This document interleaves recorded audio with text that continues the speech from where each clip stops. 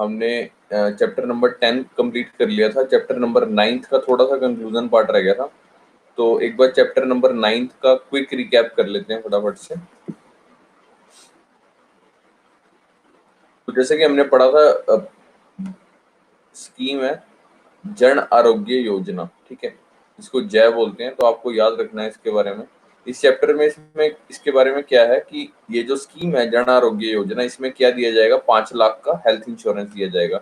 इसको दिया जाएगा गरीब परिवार को दिया जाएगा, ये चीज याद रखनी है, ठीक है।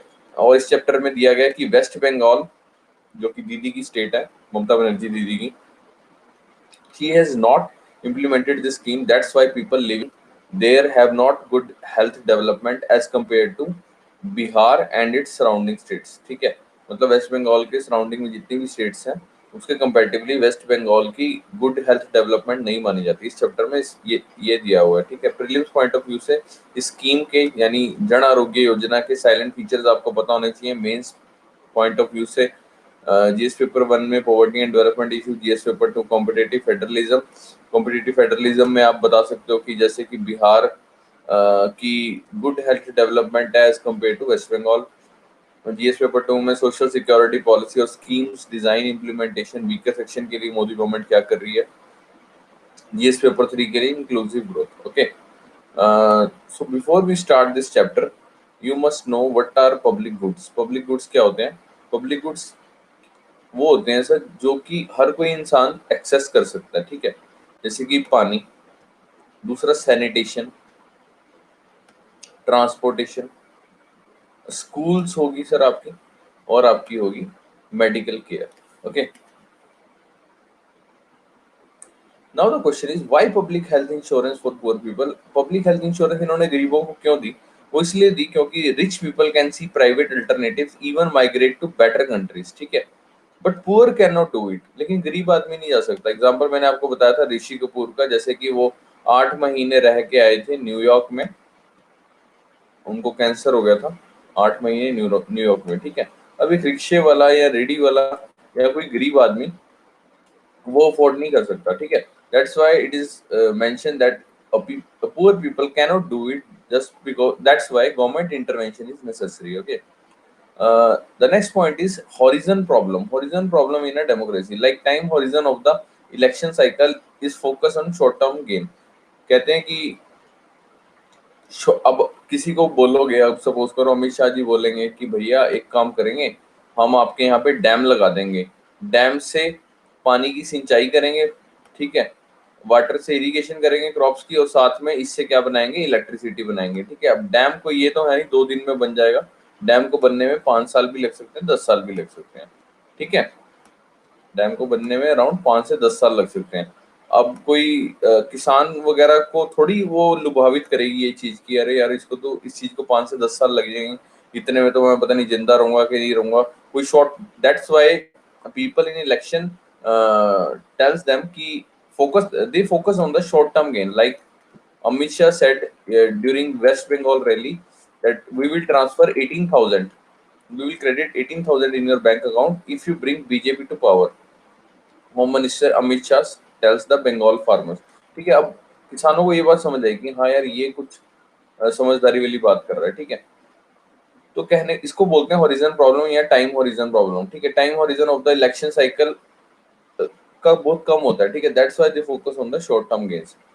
इसमें इस चीज को जस्टिफाई किया हुआ है, ठीक है, जो अमित शाह जी ने बात बोली है बेसिकली।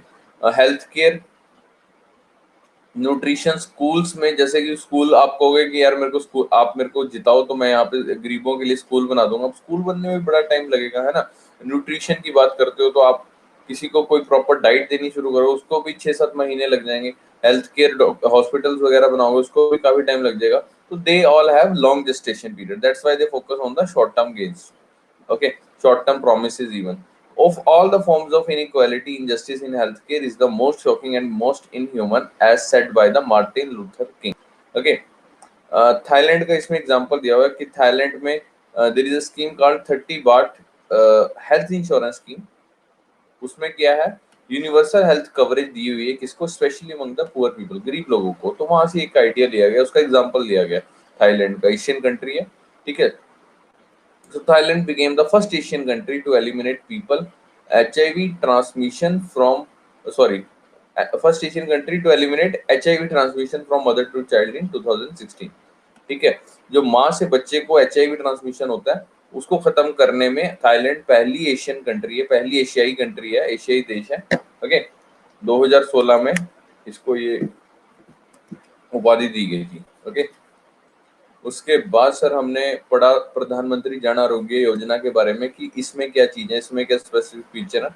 ठीक है, तो इसमें स्पेसिफिक फीचर ये है सर, मेन बात ये है कि 5 लाख का हेल्थ इंश्योरेंस, 5 लाख का बीमा करवाया जाएगा, हेल्थ इंश्योरेंस करवाया जाएगा किसको? गरीब परिवारों को। ठीक है, किसके अकॉर्डिंग किया जाएगा? SCC census, that is socio economic caste census 2011 के अकॉर्डिंग। इसके अकॉर्डिंग 8 करोड़ तो ग्रामीण निवासी हैं, रूरल पीपल है, और 2 करोड़ हैं आपके अर्बन पीपल, यानी शहर में रहने वाले गरीब। ओके, तो टोटल अराउंड 10 करोड़ से ज्यादा फैमिलीज को दिया जाएगा ये 5 लाख का हेल्थ इंश्योरेंस। इसमें कोई एज लिमिट नहीं है कि आप कितने भी मर्जी साल के हो। ठीक है, कोई फैमिली साइज के ऊपर लिमिट नहीं है कि आपके घर में 10 बच्चे हैं, 12 बच्चे हैं, 1 दर्जन से भी ज्यादा बच्चे हैं। इंडियन क्रिकेट टीम जैसी 2-4 क्रिकेट टीम खोल रखी है आपने, उसकी कोई लेना देना नहीं है। ठीक है, और ये कवर दिया जाएगा 5 लाख पर फैमिली। पूरी फैमिली को अगर किसी भी बंदे को या पूरे परिवार को कोई दिक्कत आ जाती है तो उसका 5 लाख रुपए तक का इंश्योरेंस है। ओके, तो आगे चलते हैं सर। जैसे कि लिखा हुआ है प्रधानमंत्री Jan Arogya Yojana, it gives coverage up to 5 lakh per family. Okay, not per person. Paper में ना कई बार बेवकूफ बना देता है, फैमिली की जगह पर पर्सन दे देगा, आपके मुंह में पानी नहीं आ जाए सिर्फ 5 लाख देखिएगा, अरे यार सर ने 5 लाख बताया था, आगे वाली लाइन भी याद रखना, पर फैमिली है, पर पर्सन नहीं है। गुड मॉर्निंग नमन। ओके, तो ध्यान रखना, पर फैमिली है। और per year for secondary and tertiary care hospitalization, just remember these two words, secondary and tertiary care hospitalization. Okay, ये completely cashless है, paperless access to services for the beneficiaries at both public and private hospital. मतलब public, suppose करो आपके कोई भी बंदा, गरीब आदमी कोई भी बीमार हो जाता है तो उसको कोई भी पेपर डॉक्यूमेंटेशन वगैरह इतनी तामझाम की जरूरत नहीं है, और कैशलेस है ये कम्प्लीटली, कि आपको ये भी नहीं कि कैश निकलवाने जाना पड़ेगा, वो आपके सीधा अकाउंट में आ जाएगा और आप सीधा ट्रांजेक्शन कर सकते हो। ठीक है, और पब्लिक हॉस्पिटल में चाहे इलाज करो चाहे प्राइवेट हॉस्पिटल में, ये चीज ध्यान रखना, दोनों वर्ड्स बड़े इंपॉर्टेंट है। पेपर में लिख देगा पब्लिक हॉस्पिटल कि सिर्फ सरकारी अस्पताल में करा सकते हो, नहीं सर आप प्राइवेट में भी जा सकते हो। ओके, तो ध्यान रखना है सर। दूसरा पॉइंट ये था कि वेस्ट बंगाल ने इस स्कीम को इम्प्लीमेंट क्यों नहीं किया। इसका रीजन ये है जो कि प्रधानमंत्री जन आरोग्य योजना है। ठीक है, तो दीदी का ये कहना था, ममता बनर्जी का ये कहना था कि इसमें जो रेशियो है वो है 60:40, दैट इज 60% फंडिंग इसकी सेंटर देगी और 40% देगी स्टेट। ठीक है, तो जो तृणमूल कांग्रेस है, जो दीदी की जो सरकार है, ठीक है, दीदी की जो पार्टी है तृणमूल कांग्रेस गवर्नमेंट, ओके, उन्होंने कहा कि यार ये क्या फायदा हुआ कि इस स्कीम का नाम प्रधानमंत्री से शुरू हुआ है, जनता तो ये सोचेगी ना कि मोदी गवर्नमेंट ने ये सब किया। ठीक है, तो TMC government did not like the name प्रधानमंत्री। ठीक है, और वेस्ट बंगाल ऑलरेडी, उन्होंने कहा कि यार हमारे पास ऑलरेडी स्वास्थ्य साथी स्कीम है तो हम क्यों इम्प्लीमेंट करें। ठीक है, and this scheme also provide ₹5 lakh insurance cover पर फैमिली, याद रखना। तो वेस्ट बंगाल के पास ऑलरेडी हेल्थ इंश्योरेंस एक्सेस है। ठीक है, जैसे कि उसकी वेस्ट बंगाल के बारे में बताया गया कि वेस्ट बंगाल का मतलब कि अगर आप हेल्थ इंश्योरेंस के अकॉर्डिंग अगर आप इनका डाटा देखें तो इन्होंने कोई भी खास इंप्रूवमेंट नहीं की, हेल्थ डेवलपमेंट में कोई खास इंप्रूवमेंट नहीं हुई है। जैसे कि देख सकते हो फैमिली प्लानिंग में, जैसे कि there is a spacing between birth of 2 children by couple, उसमें भी नेग्लिजिबल इंप्रूवमेंट है। ठीक है, दूसरा इन्फेंट और चाइल्ड मोर्टेलिटी रेट 20% है सर, इसमें भी कोई इंप्रूवमेंट नहीं है। तीसरा sir modern methods of contraception, female sterilisation and pill usage, इसमें भी नेग्लिजिबल इंप्रूवमेंट है। अवेयरनेस अबाउट HIV एड्स, इसमें भी नेग्लिजिबल इंप्रूवमेंट है। और diarrhoea children receiving ORS, that is oral rehydration salt. ORS तो पता ही होगा आपको। Good morning. ORS पता होगा आपको, बच्चों को दस्त लग जाते हैं, इवन बड़ों को भी लग जाते हैं, तब भी ORS देते हैं। ओके, उसमें भी नेग्लिजिबल इंप्रूवमेंट है, मतलब तो वो कह रहे हैं कि वेस्ट बंगाल में तो भाई साहब उसके पास हेल्थ इंश्योरेंस की उन्होंने स्कीम बनाई हुई है, still there is no so much improvement. Okay, just remember this thing. Good morning Aman. तो ये हमारा रह गया था कंक्लूजन। तो इस चैप्टर में एप्रिसिएशन की हुई है किसकी, प्रधानमंत्री जन आरोग्य योजना की। ठीक है, गुड मॉर्निंग आकांक्षा। तो इसका कंक्लूजन क्या है, प्रधानमंत्री जन आरोग्य योजना। हम चैप्टर नंबर 9 कर रहे हैं, जो बच्चे लेट आए हैं उसका अभी तक पिछला कर रहे थे, क्विक रिकैप कर रहे थे, तो अभी कंक्लूजन पढ़ रहे हैं हम। तो यही जैसे कि कह रहा है कि प्रधानमंत्री Jan Arogya Yojana has not been successful in improving health outcomes across state, but वो कहते हैं इतनी ज्यादा सक्सेसफुल नहीं हुई है, लेकिन but has also accounted for the awareness regarding important health concerns like family planning और HIV AIDS। ठीक है, लेकिन फैमिली प्लानिंग के बारे में लोगों को जागरूक किया, HIV AIDS के बारे में लोगों को जागरूक किया। Okay, and during corona lockdown many of surgical procedures postpone, काफी सारे सर्जिकल प्रोसीजर जो मतलब ऑपरेशंस वगैरह थे वो पोस्टपोन कर दिए गए। क्यों कर दिए गए? क्योंकि due to infection fear transportation, कि भाई यार इन्फेक्शन ना हो जाए, बुखार, कोई बंदा कोरोना का पेशेंट है उसको ठीक करेंगे तो इन्फेक्शन ना हो जाए, ट्रांसपोर्टेशन की बड़ी दिक्कत आई, और फाइनेंशियल हार्डशिप्स, लोगों के पास पैसे वैसे भी नहीं है। ठीक है, but still poor people continue to avail dialysis in Pradhan Mantri Jan Arogya Yojana and that prove success and reliance of this scheme. लेकिन वो कहते हैं कोरोना लॉकडाउन में लोगों को डायलिसिस की अवेलेबिलिटी दी गई थी। ठीक है, इन Pradhan Mantri Jan Arogya Yojana and that prove success and reliance of this scheme. So that's end up for the not today's lecture, chapter number 9 of economic survey. ठीक है, चैप्टर नंबर हमारा 10 हो चुका है, 9th हो चुका है। Now we will move towards chapter number 8। Okay, इसमें कोई डाउट हो तो बताओ, आगे चलते हैं।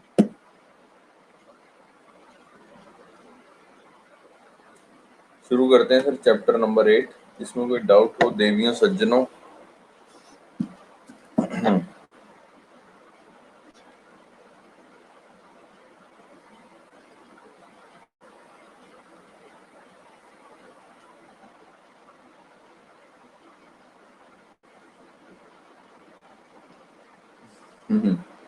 अनामिका मैम का मैसेज आया कि आपकी 8 बजे सुबह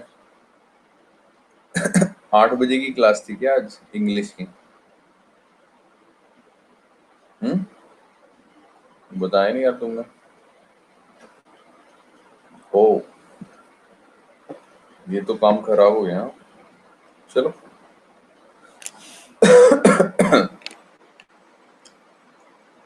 ले रहे हैं मैम, अभी चल रही है क्या क्लास?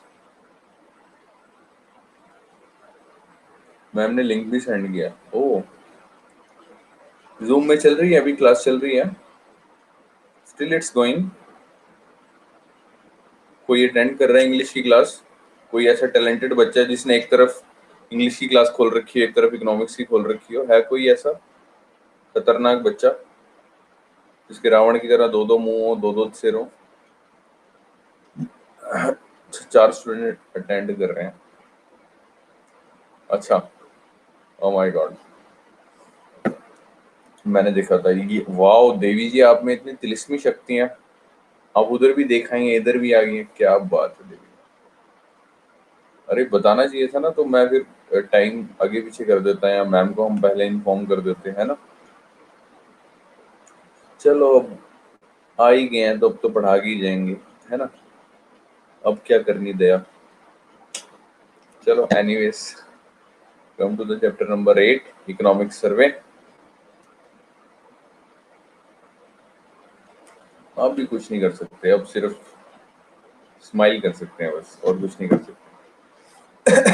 तो आ जाओ सर चैप्टर नंबर 8 पे, देवियों और सज्जनों। पिछला आई होप कोई डाउट नहीं है, बच्चे टैलेंटेड है, उनको समझ आ गया। चैप्टर नंबर 9, हम चैप्टर नंबर 8 की तरफ पहुंचते हैं, जिसका नाम है sir innovation trending up but need and thrust specially from the private sector. कहता है innovation is trending up, innovation के बारे में लोगों को जागरूकता आ रही है, but need and thrust specially from the private sector. तो प्राइवेट सेक्टर की इन्वेस्टमेंट की जरूरत है इसमें। इस चैप्टर का मेन मुद्दा ये है, ठीक है जी। जिस्ट क्या है इस चैप्टर का, इस चैप्टर के बारे में निचोड़ ये है सर। सर इंग्लिश की क्लास सब ज्वाइन नहीं करते, ओके। हाँ सारे टैलेंटेड है ना, इंग्लिश सभी को आती है, ऐसा क्या?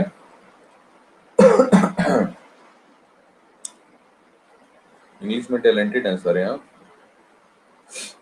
एनीवेज चैप्टर नंबर 8 की बात करते हैं, शुरुआत करते हैं चैप्टर की, उसके बाद थोड़ा विचार विमर्श करेंगे।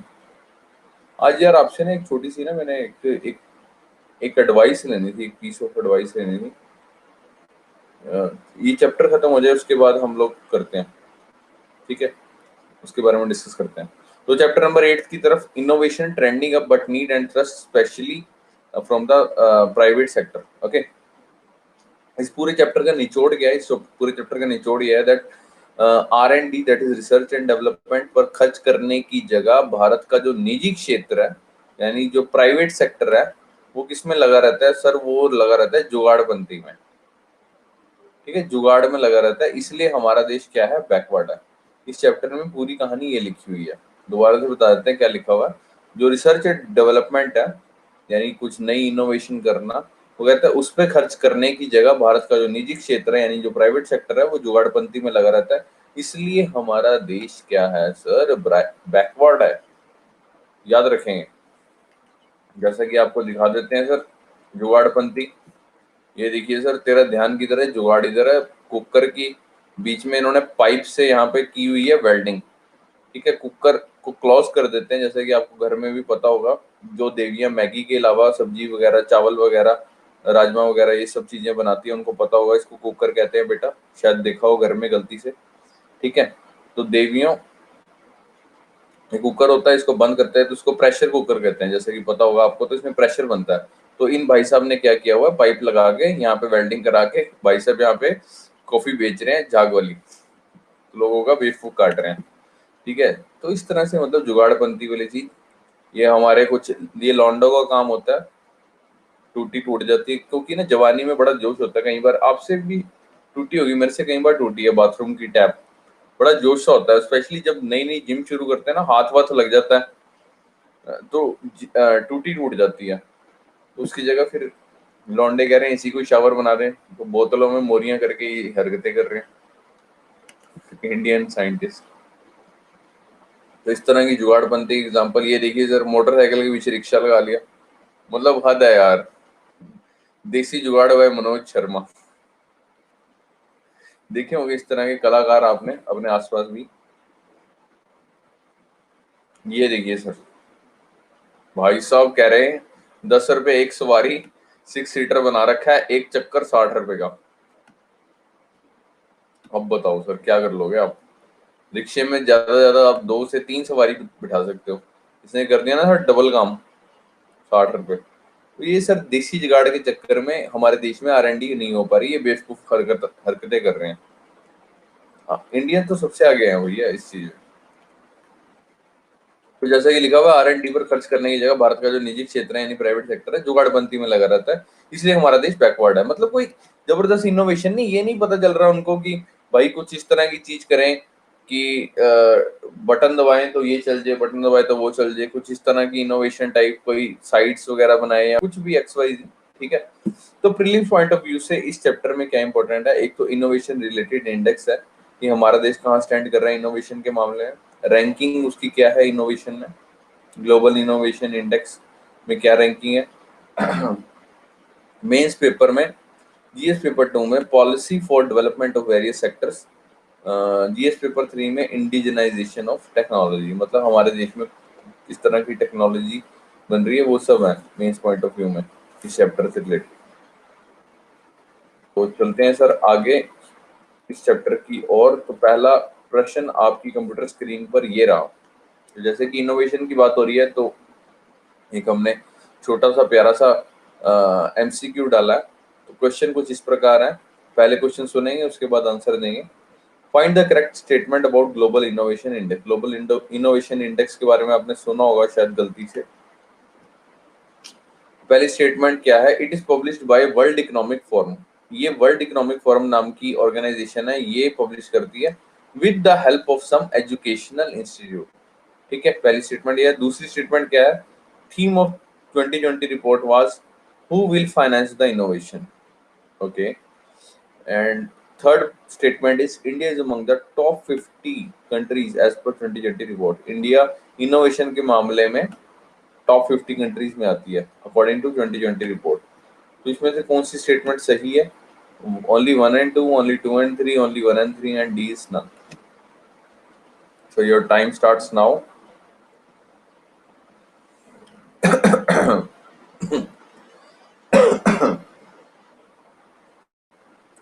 प्लीज चीटिंग मत करना, जेन्युइनली आंसर बताना जो तुम्हें लगता है, चीटिंग मत करना।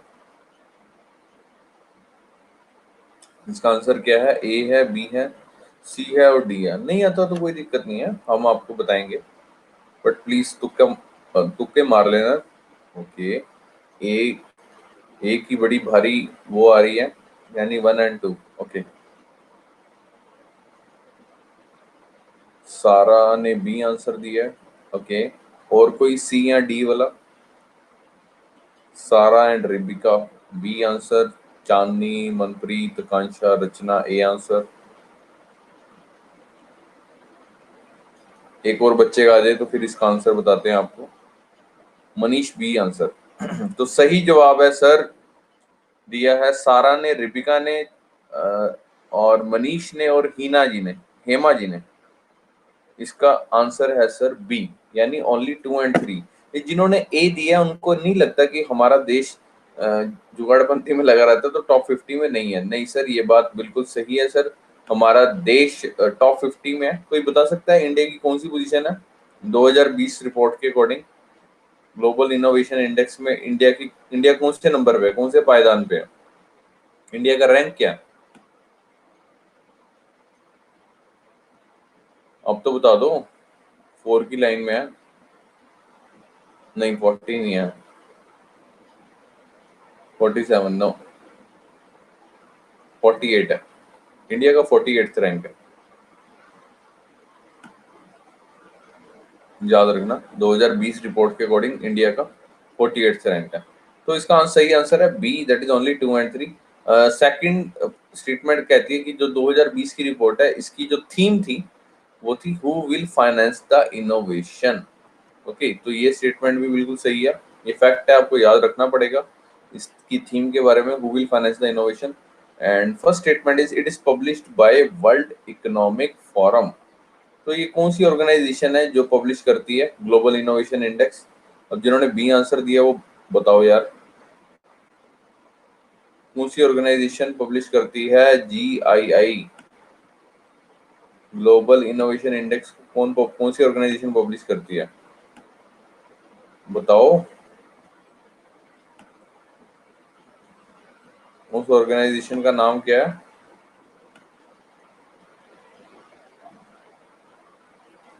उस ऑर्गेनाइजेशन का नाम है सर विपो, that is world intellectual property organisation. Okay, ठीक है, जैसा कि दिखा देते हैं आपको।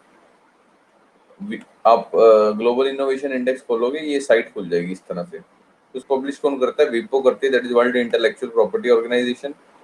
ग्लोबल इनोवेशन इंडेक्स 2020, ये रही उसकी थीम लिखी हुई है sir, who will finance the innovation. Okay, तो इस चैप्टर में आपको बताया गया कि इंडिया और चाइना का जैसे कंपैरिजन आपको बताया गया इस चैप्टर में। इंडिया का रैंक जो 2015 में था, ये लाल वाला इंडिया, ठीक है, और नीले वाला चाइना। इंडिया का रैंक 81 था, तो 81 से इंडिया ने कहाँ कहाँ पर आया है सर? 48, मतलब आधो आध लगभग फर्क। तो जाहिर सी बात है इंडिया टॉप 50 में हुआ ना।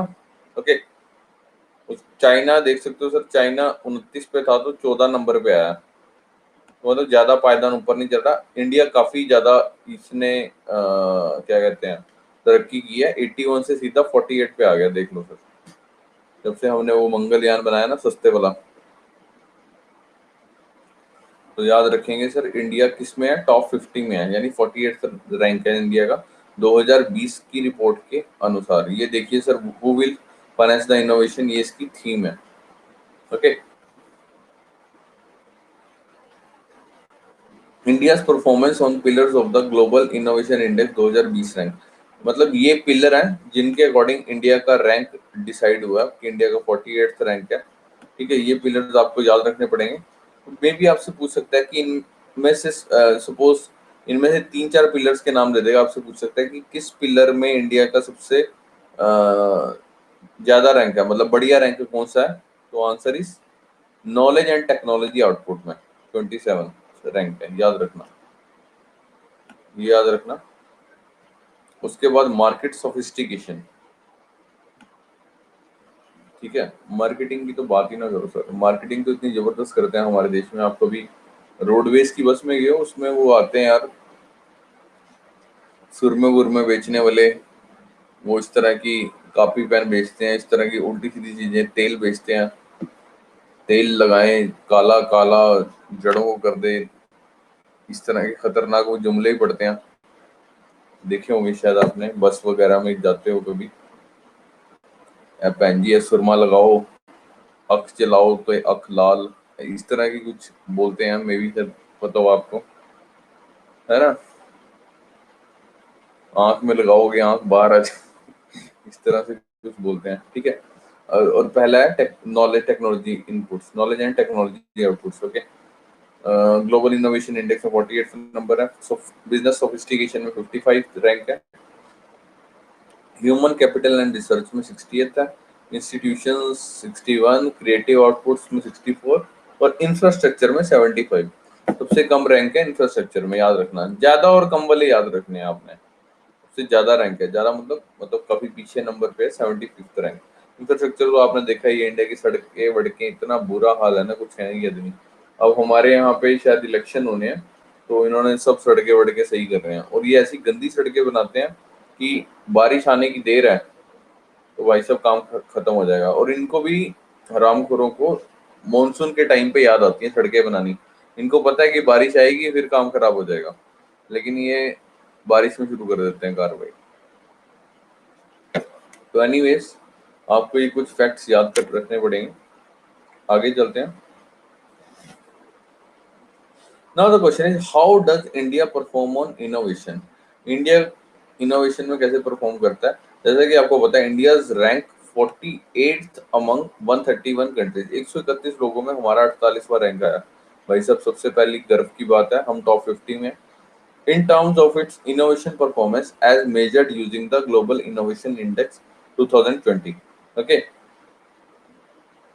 आगे मुद्दे की लाइन ये है that India ranks 45th and 57th on the output and input sub indices respectively. India entered the top 50 innovation countries। ये मुद्दे की चीज है।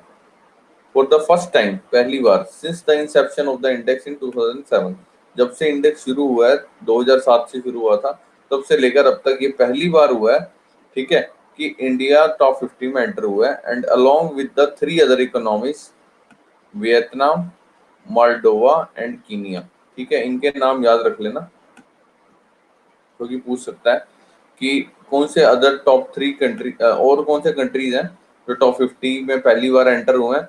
तो इंडिया के साथ साथ ये 3 देशों के भी नाम याद रखने हैं, वियतनाम,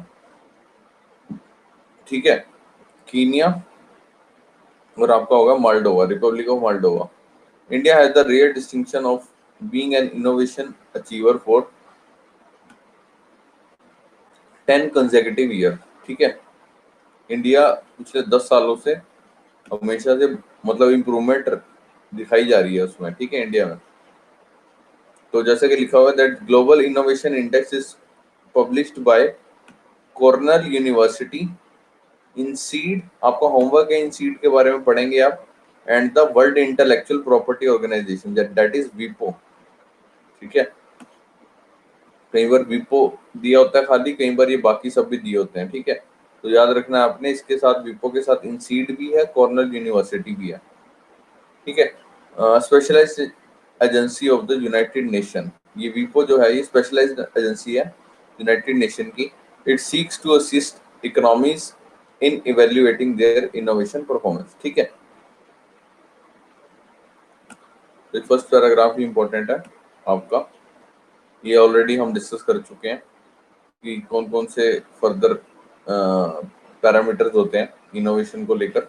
ओके, तो इसमें मुद्दे की चीज क्या है, इंडिया 48 है अमंग 131 कंट्रीज, इंडिया टॉप 50 में है। और पहली बार ऐसा हुआ है 2007 से, जब से ये इंडेक्स शुरू हुआ है। ठीक है, और इंडिया के साथ और भी 3 देश हैं जो टॉप 50 में आए पहली बार, जैसे कि वियतनाम, मोल्डोवा और कीनिया। ठीक है, और ये बताया गया कि ग्लोबल इनोवेशन इंडेक्स है, ये पब्लिश कौन करता है सर, कॉर्नेल यूनिवर्सिटी। ये यूनिवर्सिटी का नाम याद रख लेना मेरे भाई, इंसीड और वीपो, that is world intellectual property Organisation, जो कि एक स्पेशलाइज्ड एजेंसी है यूनाइटेड नेशन की। ठीक है, and it seeks to assist economies in evaluating their innovation performance. इनका काम क्या सबका, ठीक है, इकोनॉमिक जो जितने भी अर्थव्यवस्थाएं हैं हमारी दुनिया में, ठीक है, सबको असिस्ट करती हैं to evaluate their innovation performance. Okay, तो आगे चलते हैं सर। उसके बाद आते हैं sir global leaders in innovation in 2020। ये पर्टिकुलर कॉन्टिनेंट के अकॉर्डिंग वो कर दिया है, इनको बाइफरकेट कर दिया। जैसे कि यूरोप में टॉप 3, यूरोप में 1957 इन सीट।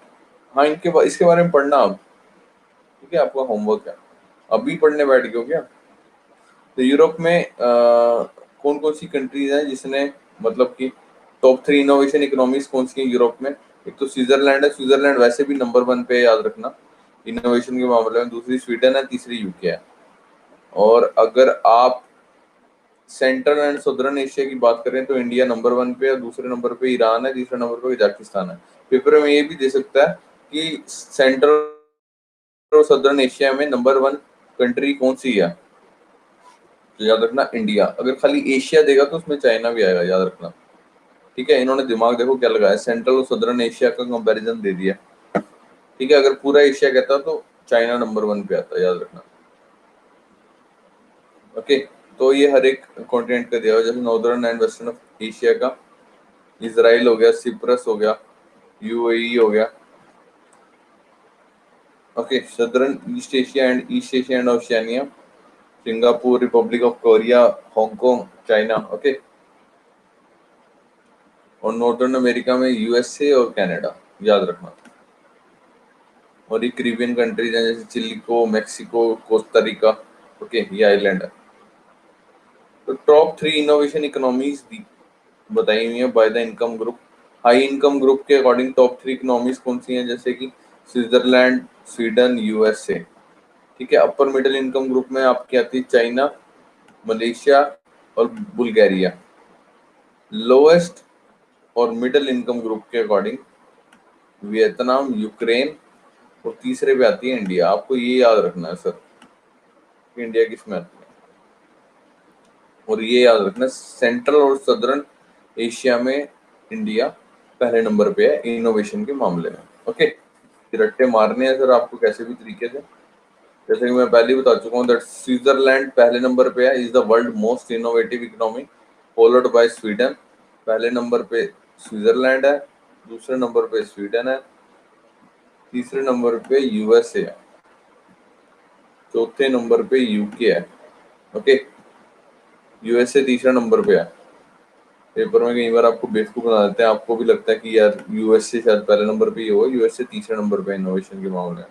पहले पे स्विट्जरलैंड है, स्विट्जरलैंड, दूसरे पे स्वीडन है, तीसरे पे यूएस है, चौथे पे यूके है, और पांचवे पे है सर आपका नीदरलैंड। ठीक है, according to Global Innovation Index 2020, जिसको पब्लिश कौन करता है सर, जिसको पब्लिश करता है वीपो, that is world intellectual property Organisation, जो कि किसके अंदर आती है, किस ऑर्गेनाइजेशन की स्पेशल एजेंसी है, अभी बताया था मैंने आपको।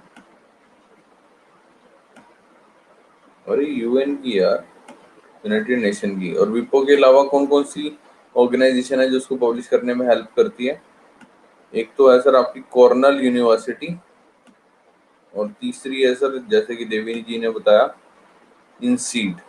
ओके, आपका होमवर्क है इसके बारे में R&D करनी है और इसके बारे में लिखना है आपको।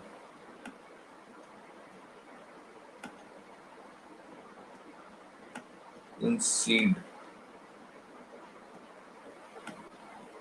ओके, तो याद रखेंगे, पहले पे स्विट्जरलैंड, दूसरे पे स्वीडन, तीसरे पे यूएस, चौथे पे आपका यूके। यू यू यू वाले तीसरे चौथे नंबर पे याद रखना, यूएस, यूके, और पांचवे पे नीदरलैंड। ओके, तो आगे चलते हैं सर। आगे क्या दिया हुआ, highlights of research and development incentive in the select countries, कि ये सब पैरामीटर्स दिए हुए हैं कि ये सब पैरामीटर्स पे हमारा देश कहाँ स्टैंड करता है, कि क्या हमारे देश ने टैक्स अलाउंस और डिडक्शन दी है, कि भैया जो भी इनोवेशन कंपनीज हैं उनको टैक्स डिडक्शन दी है कि अभी आपको टैक्स नहीं लगेगा, या टैक्स क्रेडिट दिया है कि उधार आपको दिया हो। तीसरा, accelerated depreciation on the R&D और एसेट्स और कैपिटल, या टैक्स रेट रिड्यूस किए हैं, टैक्स हॉलीडेज किए हैं, टैक्स डेफरल। तो इंडिया ने भैया जैसे कि कंपैरिजन किया हुआ है बढ़िया इकोनॉमी से, तो इंडिया ने टैक्स डिडक्शन दिया, हाँ जी सर बिल्कुल दिया, याद रखना। टैक्स क्रेडिट दिया, टैक्स क्रेडिट कोई और भी नहीं देता, तो इंडिया भी नहीं देती। Accelerated depreciation on the R&D assets और कैपिटल, इंडिया ने भी दी है सर, याद रखना।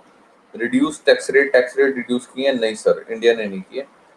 टैक्स हॉलीडे इंडिया ने की हुई है, मतलब बात वहीं बढ़ेगी कि भाई 3 साल तक आपको कोई टैक्स नहीं देना। जैसे सुना होगा आपने, जो भी इनोवेशन कंपनी होती है, गवर्नमेंट कहती है कि 3-4 साल तक आपको सर टैक्स देने की जरूरत नहीं है, अब अपने इनोवेशन में लगाओ पैसा। टैक्स डेफरल नहीं है, कोई भी नहीं करता। टैक्स एग्जेम्पशन, कि एक्साइज ड्यूटी वगैरह, कस्टम ड्यूटी वगैरह नहीं देनी पड़े, तो ये चीज है सर, इसका प्रावधान है। और ग्रांट सर, कि हाँ सरकार, तुम कोई भी इनोवेशन करो, सरकार तुम्हें ग्रांट देगी, सरकार तुम्हें तुम्हारा खर्चा उठाएगी, तो इंडिया इसमें भी है। तो इंडिया सिर्फ रिड्यूस टैक्स रेट में नहीं है, और टैक्स डेफरल में नहीं है, और टैक्स क्रेडिट में भी नहीं है। और टैक्स क्रेडिट और टैक्स डेफरल तो कोई भी नहीं देता, तो इसलिए हमने नहीं दिया। और टैक्स रेट भी रिड्यूस नहीं करता कोई, लगभग। ओके, तो बाकी पैरामीटर्स इंडिया ने सभी फुलफिल किए हुए हैं। उसके बाद बारी आती है सर, बहुत ही इंपॉर्टेंट फिगर है। जैसा कि आपको पता है, हम ग्लोबल इनोवेशन इंडेक्स का ये पढ़ रहे हैं सर, क्या कहते हैं, स्टैटिस्टिक्स पढ़ रहे हैं। तो इसमें ये फिगर किससे रिलेटेड है, the trademark application filed by the residents and non resident in 2019। 2019 में किन, मतलब जो ट्रेडमार्क की एप्लीकेशन है, ट्रेडमार्क समझते हो आप? GI टैग के बारे में सुना है, global innovation tag, geographical identification tag, GI tag के बारे में सुना होगा आपने। ट्रेडमार्क मार्का नहीं होता यार, हर कंपनी का अपना एक मार्का होता है, ट्रेडमार्क होता है, पेटेंट वगैरह, ये सब चीजें सुनी होगी आपने। नहीं सुनी तो यार देखना, आपका होमवर्क है ये सब के बारे में सुनना। तो ट्रेडमार्क एप्लीकेशन, हाँ, for trading intellectual property right, बिल्कुल सही जवाब देवी जी। तो ये ट्रेडमार्क एप्लीकेशन की, भाई हमारे को, हमने कुछ इनोवेशन किया है, उसके लिए ट्रेडमार्क एप्लीकेशन करते हैं। सपोज करो आपने कोई खतरनाक सी चीज बना दी, ऐसी कोई रोबोट बना दिया, आप उसको वो कराओगे, पेटेंट कराओगे, ट्रेडमार्क लोगे उसका कुछ ना कुछ, है ना। तो ट्रेडमार्क एप्लीकेशन बताई गई है कि इंडिया में कितनी याचिकाएं इससे रिलेटेड दायर हुई है कि हमें ट्रेडमार्क चाहिए अपनी इनोवेशन के रिलेटेड। इंडिया में भाई साहब 92 एप्लीकेशंस आई हैं, trademark application filed by resident non resident India में। मैक्सिमम रेजिडेंट द्वारा और कम है नॉन रेजिडेंट द्वारा, यानी सिर्फ 8 ही हैं नॉन रेजिडेंट द्वारा। ये बहुत ही अच्छी बात है। तो पेपर में इससे भी रिलेटेड क्वेश्चन आ सकता है, आपको याद रखना होगा कि 92% हमारे रेजिडेंट की तरफ से, और बाकी जो है 8, ओके, नॉन रेजिडेंट जो एप्लीकेशन दे रहे हैं, ठीक है। और सबसे इम्पोर्टेंट चीज है सर ये, gross domestic expenditure on research and development, जिसको शॉर्ट फॉर्म में गर्ड बोलते हैं, गर्ड, GERD। ओके, मतलब इंडिया का रिसर्च और डेवलपमेंट पे कितना परसेंट एक्सपेंडिचर है इंडिया का? सर सिर्फ और सिर्फ 0.65 है। पेपर में इस तरह से आपको लिख लेगा कि इंडिया का 1% से भी ज्यादा कंट्रीब्यूशन है उसकी GDP का रिसर्च एंड डेवलपमेंट में। तो आंसर इज यस, 1% से कम में है, कम है खर्चा। यानी कितना है? 0.65, याद रखना। जैसे कि लिखा हुआ, private sector not contributing enough despite government tax subsidy और ग्रांट इंसेंटिव। वो कहता है प्राइवेट सेक्टर कंट्रीब्यूट नहीं करता, ठीक है, जबकि उसको गवर्नमेंट टैक्स सब्सिडी भी देती है, इंसेंटिव भी देती है, ठीक है, ग्रांट्स वगैरह भी देती है। क्योंकि हमने शुरुआत, चैप्टर की शुरुआत में ही पढ़ा था, क्या पढ़ा था कि प्राइवेट सेक्टर किस में लगा रहता है? याद है, ये फर्स्ट स्लाइड बताई थी। R&D पर खर्च करने की जगह भारत का निजी क्षेत्र जुगाड़बंदी में लगा रहता है, इसलिए हमारा देश बैकवर्ड है।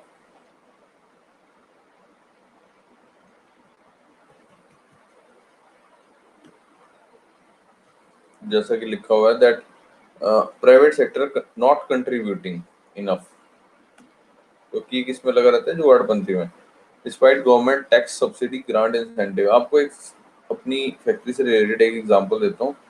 आपको शायद पता हो, ये मास्क बनने की ना मशीन होती है, उसको 3 प्लाई बोलते हैं। 3 प्लाई सर्जिकल मास्क आपने देखे होंगे, नीले से रंग के होते हैं, मुंह पे लगाते हैं, डॉक्टर्स वगैरह लगाते हैं, उसको बोलते हैं 3 प्लाई सर्जिकल मशीन, ठीक है।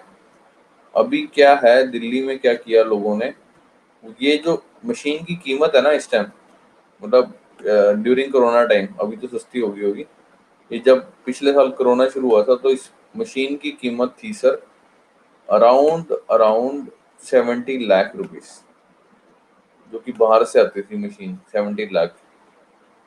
आप हैरान नहीं होगे, मैं सीरियसली बता रहा हूँ।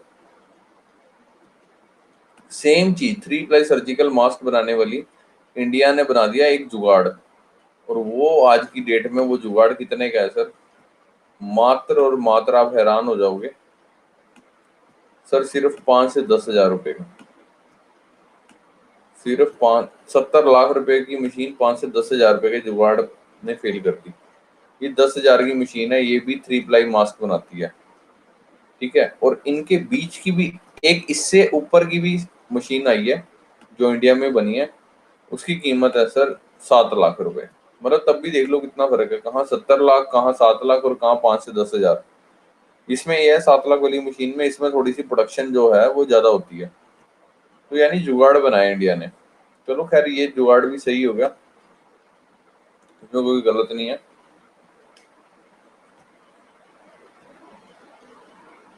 तो जैसा कि लिखा हुआ है that private sector not contributing enough despite government tax subsidy और ग्रांट इंसेंटिव, ठीक है। इंडिया सिर्फ 0.65 ही खर्च कर रहा है रिसर्च और डेवलपमेंट में, और बाकी की जो टॉप 10 इकोनॉमीज है वो कितना कर रही है, क्योंकि सबसे कंपैरिजन करना है ना हमने, वो सर 3% कर रही है। तो इंडिया कितने पीछे है सर, देख सकते हो आप। तो जैसे कि लिखा हुआ है, जुगाड़ mentality not helping the real professional innovation. जो जुगाड़ मेंटेलिटी है कि हाँ यार इसमें ये जुगाड़ लगा लेते हैं तो ये हो जाएगा, ये जुगाड़ लगा लेते हैं ये हो जाएगा, तो ये जब तक ये मेंटेलिटी रहेगी, that mentality not helping real professional innovation, ठीक है, विच इज रिक्वायर्ड, जो कि बहुत जरूरी है सर, ठीक है ना, for success of make in India and assemble in India. India में ही बने, इंडिया में ही असेंबल हो, जो कि बहुत जरूरी है अगर मेक इन इंडिया को आपने सक्सेसफुल बनाना है। देख रहे हो सर कैसे इनोवेशन को मेक इन इंडिया से हमने लिंक अप कर दिया। ओके,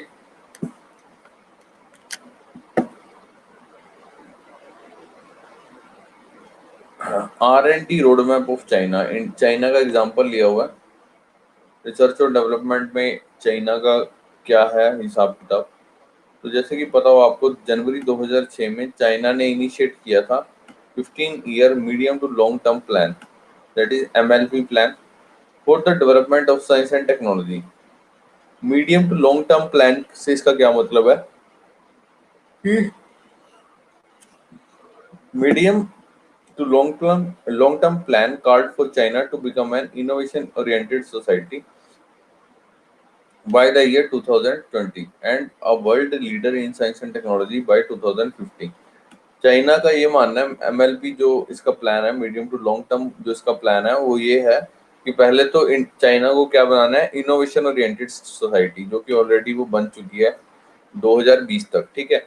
एंड अब वर्ल्ड लीडर बनाना है साइंस एंड टेक्नोलॉजी में 2050 तक, ठीक है। It committed China to developing capabilities for indigenous innovation, okay. कि मतलब इंडिजीनियस का मतलब क्या होता है, उसी पर्टिकुलर कंट्री के अंदर इनोवेशन हो, okay. Indigenous innovation and to leapfrog into landing positions in new science in based industries by the end of the plan period. The MLP, that is medium to long term plan of China, use R&D as an important instrument for the development of the science and tech ecosystem. तो जो medium to long term plan है ना China का, ये use कर रहा है किसको सर, रिसर्च और डेवलपमेंट को, ठीक है, as an important instrument for development in of science and tech ecosystem, okay. जैसा कि लिखा हुआ 15 साल का गोल है चाइना का 2006 से 2020, जिसमें इसने क्या तय किया था, चाइना को क्या बनाएंगे, इनोवेशन ओरिएंटेड सोसाइटी बनाएंगे। पहला गोल तो ये था 15 साल का। और क्या है कि China to become innovation oriented society, जो कि बन चुका है 2020 में, अब world leader in science and tech by 2050, कि भाई साहब वर्ल्ड लीडर बनना है साइंस एंड टेक में 2050 तक। और तीसरा क्या है, developing capabilities for indigenous innovation and to leapfrog into landing position in new science based industry, ठीक है। और ये फर्दर क्या है सर, इसके टारगेट और इंस्ट्रूमेंट्स है, जैसे कि गर्ड, जो कि मैंने आपको बताया कि इंडिया का कितना है, जल्दी से बताओ, यानी growth domestic expenditure on research and development India कितना है। अरे अभी बताया था, growth domestic expenditure, very good Harsimranpreet Kaur, 0.65, यानी कि एक से कम है, 0.65 है, ठीक है। जो गर्ड है जो चाइना का, as a percentage of GDP to increase from 1.35% in 2005 to 2.5%, 2.5% तक हो चुका है सर चाइना का 2020 तक। और टॉप 10 इकोनॉमीज का कितना है, टॉप 10 इकोनॉमीज कितना कितना परसेंट है उनका, 3 है, वेरी गुड। सिर्फ एक ही बच्चा जागा हुआ है लेक्चर में, बाकी सारे सो रहे हैं, ठीक है। तो याद रखो 2.5% चाइना ने कर दिया growth domestic expenditure on research and development. It raise contributions to the economic growth from technological advance to more than 60% and limit dependence on the imported technology to no more than 30%. China to become one of the top 5 countries in the world in the number of invention patents granted to Chinese citizens. मतलब China top 5 countries में आ गया दुनिया की, जिसने बहुत सारे innovation patents मतलब मांगे हैं, इन्वेंशन पेटेंट्स मांगे हैं, ठीक है, उसके सिटीजन्स ने, चाइनीज सिटीजन्स ने।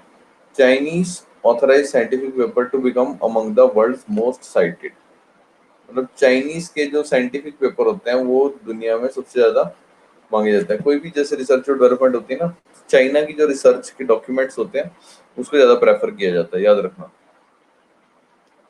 तो ये था सर हमारा चैप्टर इनोवेशन से रिलेटेड।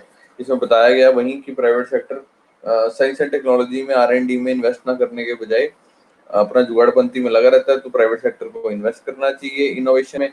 इंडिया का रैंक जो ग्लोबल इनोवेशन इंडेक्स के अकॉर्डिंग टॉप 50 में है, इंडिया 48 रैंक में है। इंडिया ने काफी ज्यादा तरक्की की है।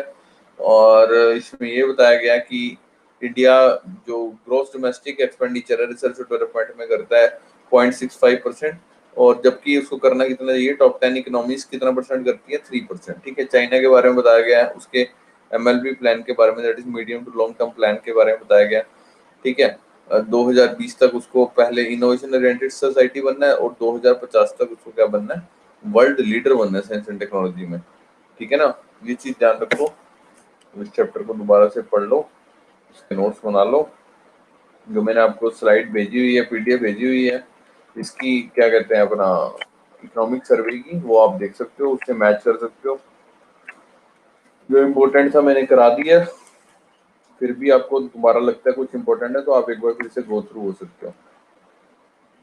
तो इसी के साथ हमारा जो है चैप्टर नंबर 8 हो गया है खत्म। इसमें कोई डाउट हो तो पूछिए सर,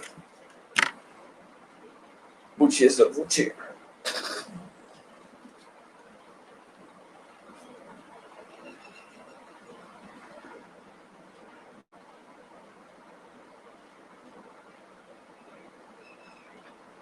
कोई डाउट है तो पूछिए।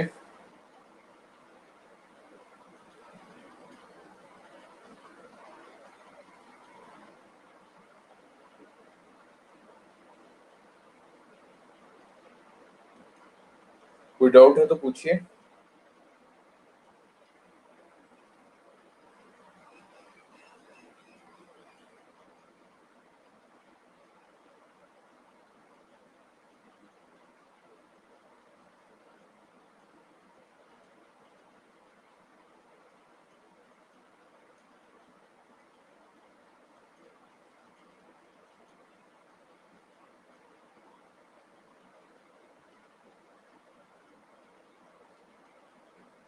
वाह जी वाह, सारे बच्चे होशियार हैं, कोई डाउट नहीं है। तो इसी के साथ हम आज की क्लास को पूर्ण विपो का इंफॉर्मेशन ये आपको दे दीजिए होमवर्क है। वर्ल्ड इंटेलेक्चुअल प्रॉपर्टी ऑर्गेनाइजेशन जो यूएन की स्पेशलाइज्ड एजेंसी है, ठीक है। पहली बात तो आपको इसके बारे में सिर्फ ये पढ़ना है कि ग्लोबल इनोवेशन इंडेक्स पब्लिश करती है, और इसके बारे में एक दो लाइनें, हेडक्वार्टर वगैरह कहाँ है, एक दो लाइन, ज्यादा डिटेल में मत जाना। नाम से क्लियर है ना, world intellectual property organisation, intellectual property, यहीं से पता चल गया कि काम क्या होगा, इनोवेशन से रिलेटेड होगा। ओके, तो हल्का फुल्का लिखना है सर इसके बारे में। और बताइए कोई डाउट हो तो इजाजत है चलने की। मेरे ना यार मुंह में इतने छाले हो गए हैं, मतलब आई कांट इवन स्पीक, मेरे को बहुत मशक्कत करनी पड़ रही है बोलने के लिए।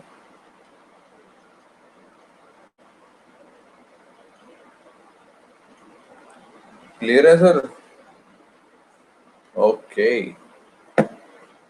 तो आज का चैप्टर हमारा